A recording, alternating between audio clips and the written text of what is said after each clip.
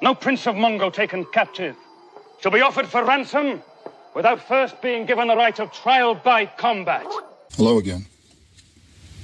Trial by combat. Think of that. Not only medieval times, but even all the way back to ancient times. It kind of,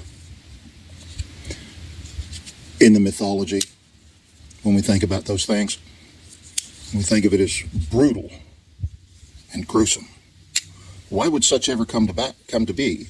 You know, why would people decide matters where one person was offended by another, and it would be reduced to, we're going to decide the justice of this matter by having a fight?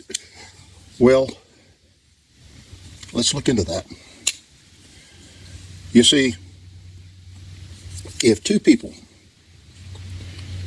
one does harm to the other, usually it's not simply a minor offense. That would be dealt with more like a duel, like they had in Europe all the way up to around the year 1900, when they more or less culturally stopped doing that.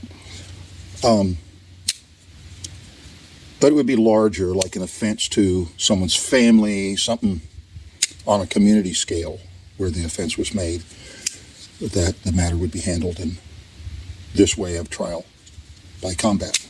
Whoever wins, therefore, was the right party in this cause. Now, how can you even relate it to that? Because usually the stronger, more skilled in battle is going to win, and it has nothing to do with who was right in the initial matter that brought it to this. What's in the minds of the people? The offended party comes, and let's say this is a righteous man, that is a decent man, a God-fearing man. And he says, I challenge you to trial by combat. The other party, if we assume he has actually committed the offense, would tend to be devious, underhanded, without scruples, more likely to win in such a combat because of his devious ways, and at the end everybody is considering him having been right in the original cause because he won. Now, this is just reality of human nature, so why would the offended party, the righteous, God-fearing man, challenge the other man to trial by combat?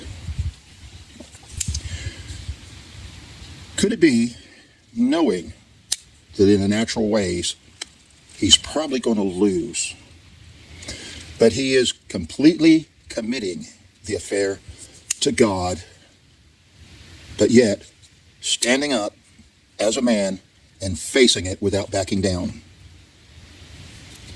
so that in committing it to God, he's relying on the greatest of all powers to intervene and direct this conflict toward his win, proving his case. That's some kind of faith. And it's also some kind of manhood. Do we have that in our midst today? Either the faith or the manhood that would dare solve a matter in trial by combat?